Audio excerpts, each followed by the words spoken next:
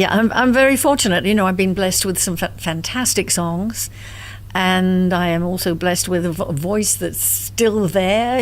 Petula Clark is 92 years old. For most people, her name is forever tied to a single word, downtown. The 1964 hit became a global anthem, earning her a Grammy and placing her firmly in the middle of the British invasion. But reducing her life to one song doesn't tell the full story. Clark's career spans more than 8 decades. She began as a child performer during World War II, when her voice was used to calm audiences hiding from air raids. She went on to record in multiple languages, star in films alongside major Hollywood names, and become one of the few artists who managed to reinvent herself across generations. Now, in her 90s, people naturally ask, how does someone with such a long, demanding career live today? What shape is her health in? Does she still perform? And if so, why? The answers might surprise you. To understand how she got here, we need to go back to her beginnings. Because before the Grammy Awards, Broadway stages, and global tours,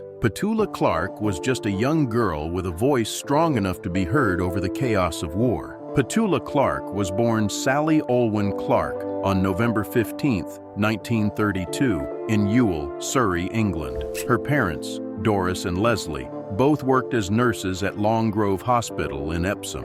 Her father had English roots, while her mother came from a Welsh family. The unusual name Petula came from her father's sense of humor. He jokingly combined the names of 2 old girlfriends, Pet and Ulla, not knowing that the playful invention would one day become famous around the world.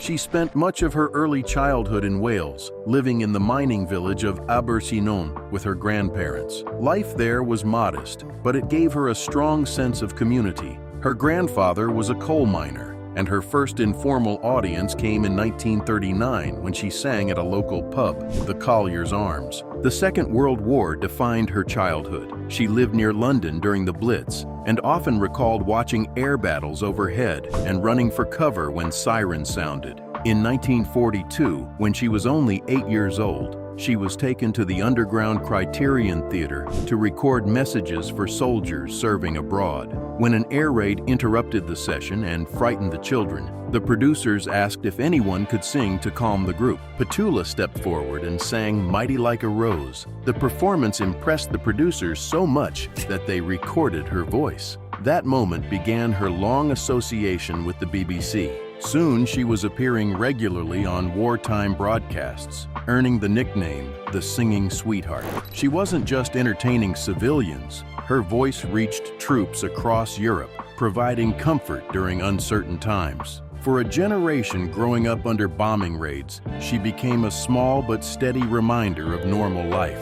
By the mid-1940s, Petula Clark was no longer just a child who had helped calm frightened audiences during air raids. She was becoming one of Britain's most recognized young performers. Her ability to mimic other singers like Vera Lynn and Carmen Miranda made her popular in variety shows, and she soon transitioned into professional acting roles. Her film career began in 1944, when director Maurice Elvey cast her in Medal for the General. More film appearances followed, including I Know Where I'm Going and London Town. During these years, she worked with well-known actors like Alec Guinness and Anthony Newley, showing she could hold her own on screen. By the end of the decade, she had become a familiar face in British cinema. Television also gave her new opportunities. In 1946, she appeared on the BBC variety show Cabaret Cartoons. The response was so positive that she was offered her own program, Pet's Parlor, which ran in 1950. This exposure helped her transition from a child star to a serious performer. Music, however, remained her strongest pull. With the help of Joe Mr. Piano Henderson, her collaborator and later romantic partner, she began recording with a small independent label, Polygon Records. Her first releases, including Put Your Shoes On, Lucy, established her as a recording artist. By the mid-1950s, she was scoring regular hits in Britain with songs like The Little Shoemaker and Suddenly There's a Valley. Unlike many child performers, Clark successfully managed the difficult transition into adult stardom. Her combination of acting, television, and music meant she was already a household name in Britain before she even looked abroad. What came next would expand her career far beyond her home country.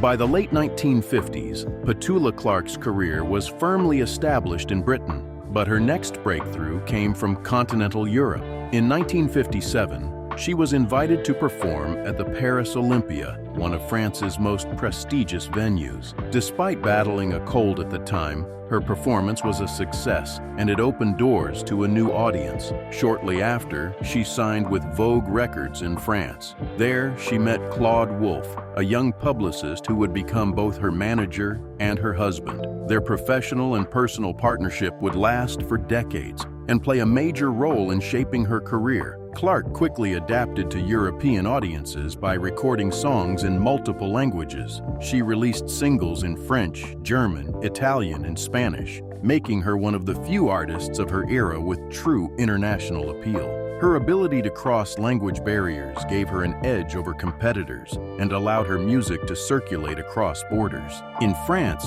she scored hits with songs like Ya Ya Twist and Chariot, later adapted into English as I Will Follow Him. Her performances in French nightclubs and television appearances cemented her status as a European star. At the same time, she continued to chart in Britain with songs like Sailor, which reached #1 in 1961. Her reach extended beyond the music charts. She collaborated with composers like Serge Gainsbourg and even performed material gifted to her by Jacques Brel. By the early 1960s, she was no longer just a British entertainer. She was an international figure who could move seamlessly between languages, cultures, and audiences. This European success set the stage for the next chapter, one that would bring her global recognition and her most famous hit. By 1964, Petula Clark was an established star in Europe, but her momentum in Britain had slowed. That changed when composer and producer Tony Hatch visited her in Paris with a handful of new songs. None of them impressed her, but then, almost as an afterthought, he played a few chords of an unfinished tune inspired by a trip to New York City. Clark immediately saw its potential. She told Hatch that if he could write lyrics to match the melody, she would record it. The song became Downtown. Released at the end of 1964, the single exploded onto the charts. It reached #1 in the United States in January 1965, selling more than 3 million copies there alone.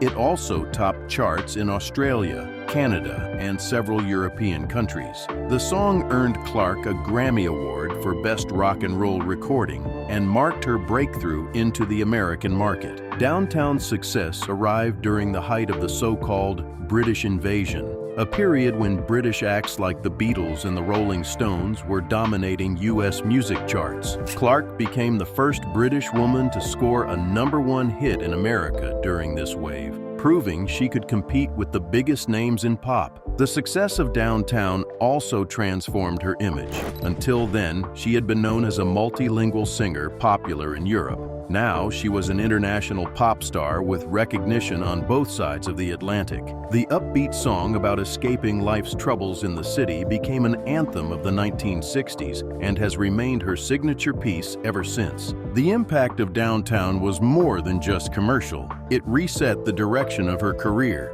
opening doors to television specials, tours across the United States, and further collaborations with Hatch, who went on to produce many of her later hits. For Clark, Downtown was not just another song. It was the turning point that elevated her from regional stardom to global recognition and secured her place in music history. The success of Downtown launched a wave of hits that kept Petula Clark at the top of international charts throughout the 1960s. Songs like I Know a Place, My Love, A Sign of the Times, I Couldn't Live Without Your Love, Don't Sleep in the Subway, and This Is My Song cemented her reputation as one of the decade's defining pop voices. My Love became her second U.S. #1 single, and she picked up another Grammy for I Know a Place. Clark's visibility grew even stronger through television. She was a regular guest on American variety shows hosted by Ed Sullivan, Dean Martin, and others. She even hosted her own TV specials, where her calm but confident presence made her a favorite among both audiences and producers.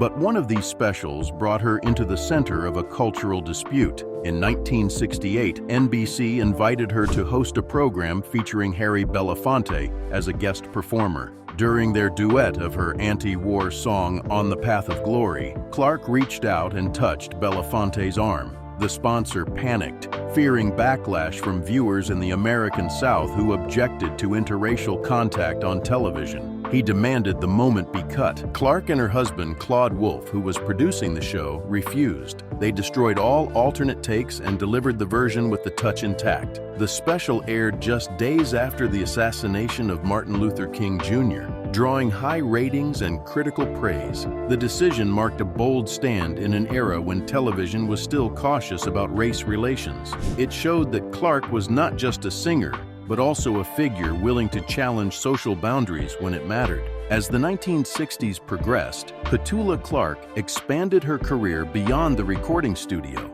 She took on major film roles that introduced her to new audiences. In 1968, she starred opposite Fred Astaire in the musical Finian's Rainbow, a performance that earned her a Golden Globe nomination. The following year, she appeared alongside Peter O'Toole in Goodbye, Mr. Chips, another high-profile musical that showcased her acting and singing talents on screen. At the same time, she remained active as a live performer. She headlined concerts across the United States, performing at famous venues like New York's Copacabana and Los Angeles's Coconut Grove. These performances kept her connected with audiences even as her film career grew. Clark also played a quiet but important role in supporting younger musicians. In 1968, she helped bring French composer Michel Colombier to America, where he later worked with artists such as Prince. Richard Carpenter also credited Clark with introducing him and his sister Karen to Herb Alpert, a connection that helped launch the Carpenters' career.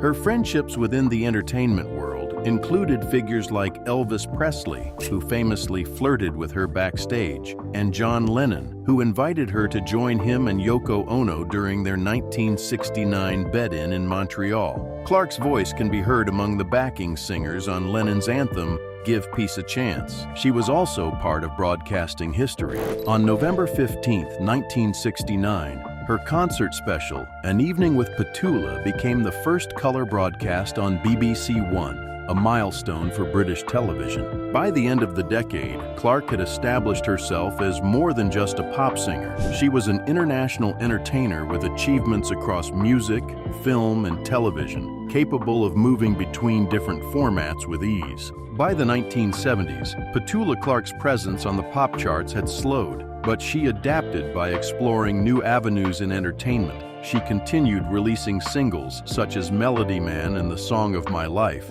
yet her focus shifted towards stage work and television appearances. She guest starred on programs ranging from variety specials to The Muppet Show, keeping her profile active even as music tastes evolved.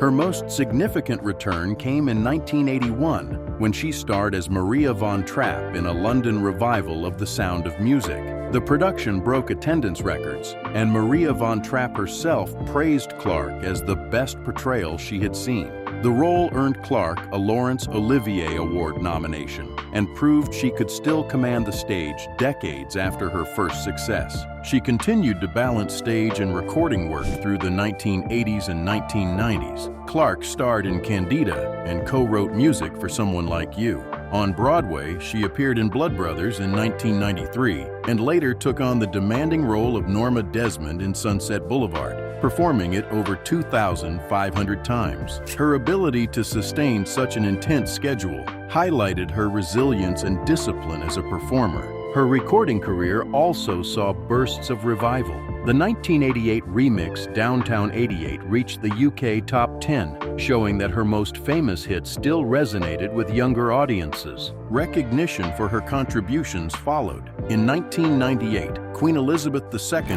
appointed her a Commander of the Order of the British Empire, CBE, acknowledging her decades of work in music and entertainment. By continually reinventing herself on stage and screen, Clark avoided fading into nostalgia. Instead, she maintained relevance across multiple generations, building a career defined by adaptability as much as by talent. Petula Clark's personal life was shaped by both music and family. In the 1950s, she was romantically linked to Joe "Mr. Piano" Henderson, a relationship that blended professional collaboration with personal affection.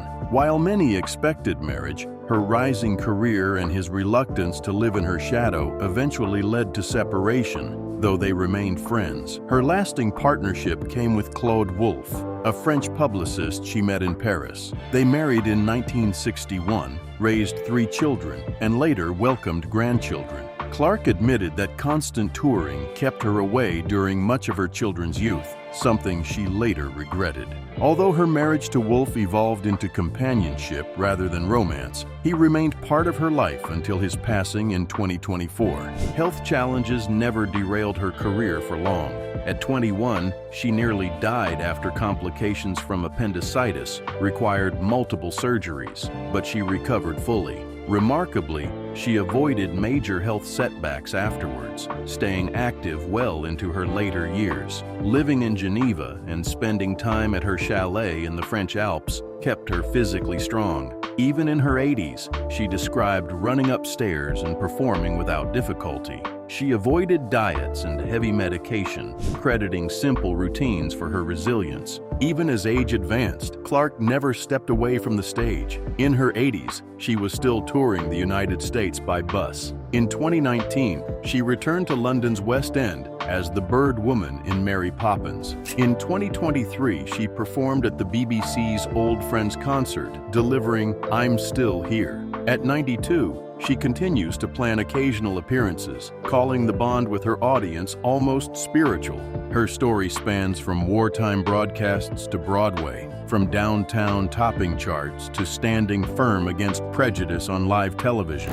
Few artists have remained relevant for so long, and fewer still have done it across so many countries and languages. At 92, Petula Clark is not just a survivor of show business, but a living example of how talent and determination can carry a career across 8 decades.